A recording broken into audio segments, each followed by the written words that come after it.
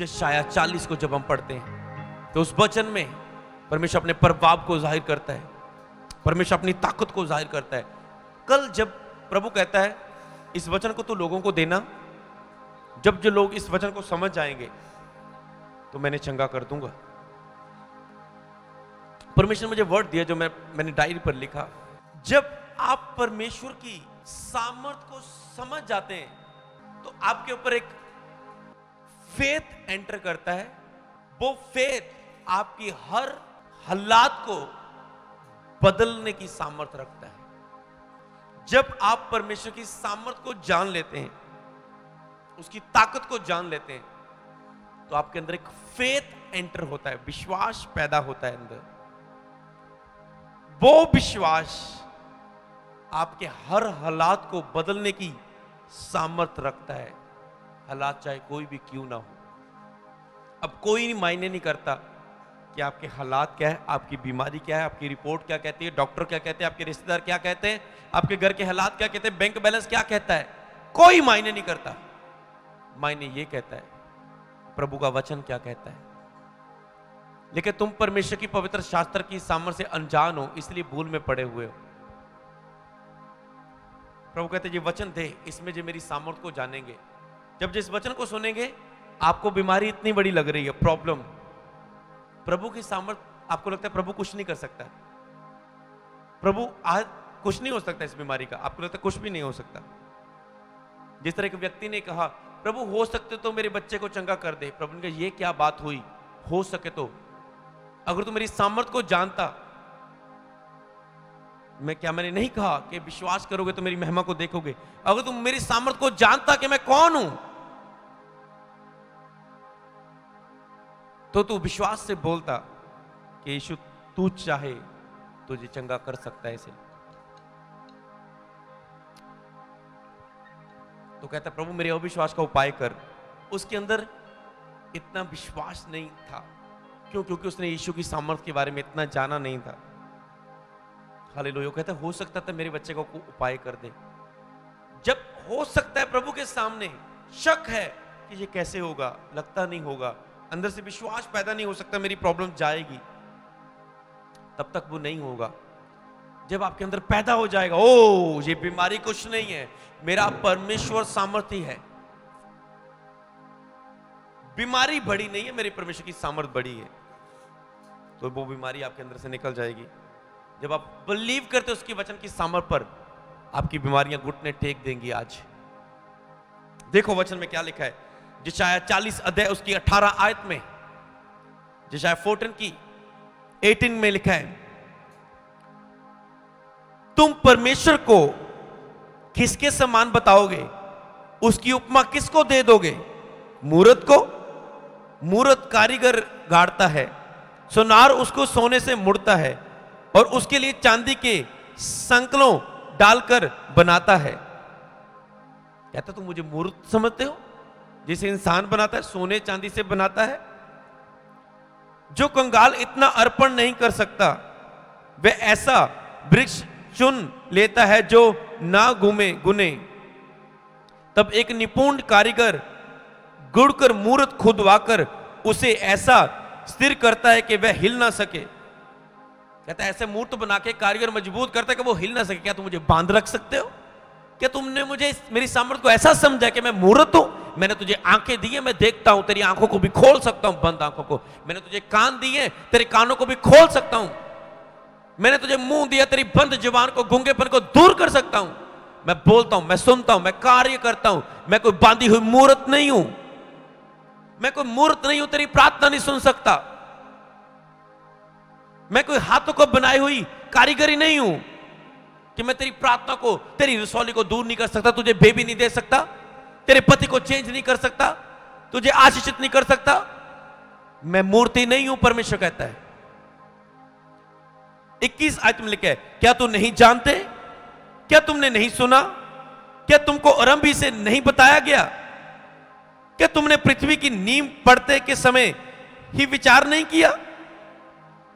क्या तुझे किसी ने बताया नहीं? परमेश्वर कहता है पृथ्वी की नींव के समय क्या तुमने आरंभ की बातों को कभी किसी ने नहीं बताया? आज लोग कैसे मानते हैं परमेश्वर को? ओ जी मेरे दादा जी इसनू मनदे आ रहे सी, मैं भी इसनू मनदा है जी।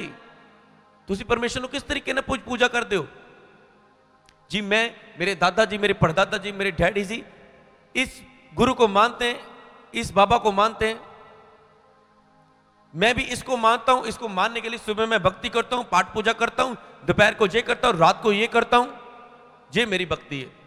ऐसे मैं रब को पुकारता हूं। परमेश्वर कहता क्या तो उसके पीछे में अनजान हो? क्या तुझे खोजने की सोच ही नहीं कि जो मेरे पीछे से चलता रहे कि मैंने उसके विषय में ज्ञान पाया? परमेश्वर कहता मैं हाथों के बनाए हुए मकानों में नहीं रहता हूं, मैं इतना छोटा नहीं हूं कि तुम मुझे बना दो। क्या तुझे बचपन से किसी ने समझाया नहीं? ये वह है जो पृथ्वी अब बताता है कि मैं कौन हूं। अब बताना शुरू किया उसने कि मैं कौन हूं। देख ला, कहता मेरी सामर्थ को।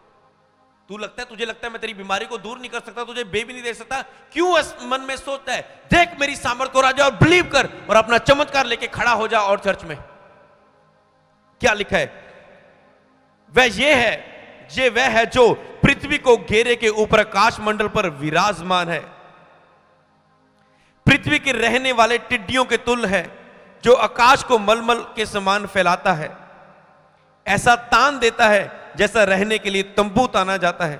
कहता है इंसान के लोग मेरे सामने टिड्डी के समान है, और तुझे लगता है परमेश्वर तो कुछ कर नहीं सकता मेरे लिए? वो सब कुछ कर सकता है। आप टिड्डी के समान है उसके सामने, और आपकी रसौली, आपका कैंसर, आपकी प्रॉब्लम, आपके पति का बदलना एक कह सकते हो रेत के कण से भी छोटा होगा परमेश्वर के सामने। क्या वो दूर नहीं कर सकता? कर सकता है। केवल उसकी सामर्थ पर भरोसा करो।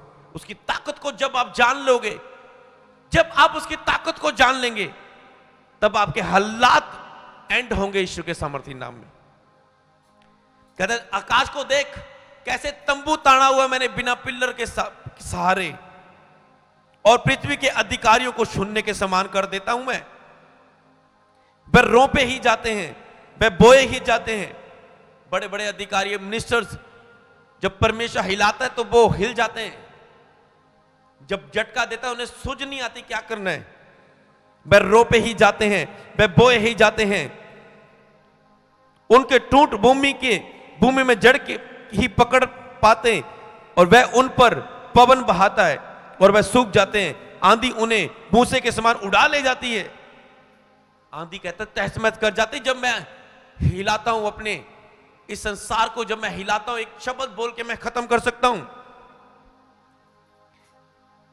25 आयत में, इसलिए तुम मुझे किसके समान बनाओगे? क्या मैं उनके तुल्य ठहरूं?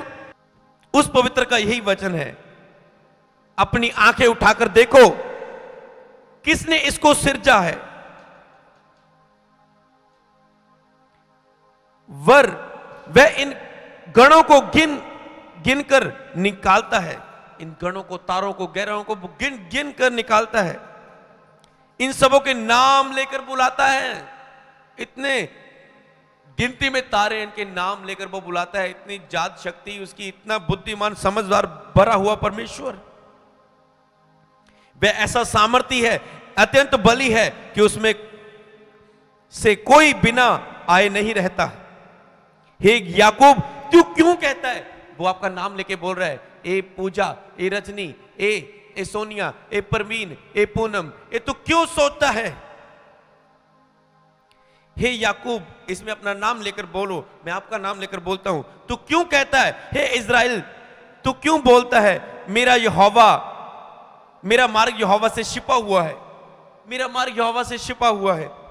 मेरा परमेश्वर, मेरा न्याय की कुछ चिंता नहीं है। मेरे परमेश्वर को मेरे न्याय की, मेरी बीमारी की कोई चिंता नहीं है। क्यों ऐसा कहता है परमेश्वर? कहता तुम क्या तुम नहीं जानते? क्या तुम नहीं सुना? यहोवा जो सनातन परमेश्वर पृथ्वी भर का सृजनहार है, वह ना थकता ना शमित होता, और उसकी बुद्धि अगम है। अब देखो वो आपकी लाइफ में क्या कर सकता है। वह थके हुए को बल देता है, शक्तिहीन को बहुत सामर्थ देता है। अगर आप थके हो वो आपको बल देगा। अगर आप शक्तिहीन है, बहुत सामर्थ मिलने जा रही है आपको। तरुण तो थकते और शमित हो जाते हैं, और जवान ठोकर खाकर गिरते हैं, परंतु जो यहोवा पर भरोसा रखते हैं, यहोवा की बाट जोते हैं, वे नया बल प्राप्त करते जाएंगे। जो यहोवा के पीछे चलते हैं, उसकी बाट जोते रहते हैं, इंतजार करते हैं उसका, उसे पाने का, उसे छूने का, उसे सुनने का, उसके अनुसार चलने का। वह नया बल प्राप्त करते जाएंगे, वह उकाब के समान उड़ेंगे, दौड़ेंगे, श्रमित ना होंगे, चलेंगे वरन थकेंगे नहीं। क्या आपको भरोसा है ये परमेश्वर की सामर्थ आपकी बीमारियों को बदल के रख के सकती है? क्या आपको इंस्टेंट वो इसी पर चंगा कर सकता है? क्या बिलीव करते हैं इसी में आपकी दुष्ट आत्मा बीमारियां निकल जाएंगी? जब आप बिलीव करते हो उसकी वचन की सामर्थ पर, आपकी बीमारियां घुटने टेक देंगी। आज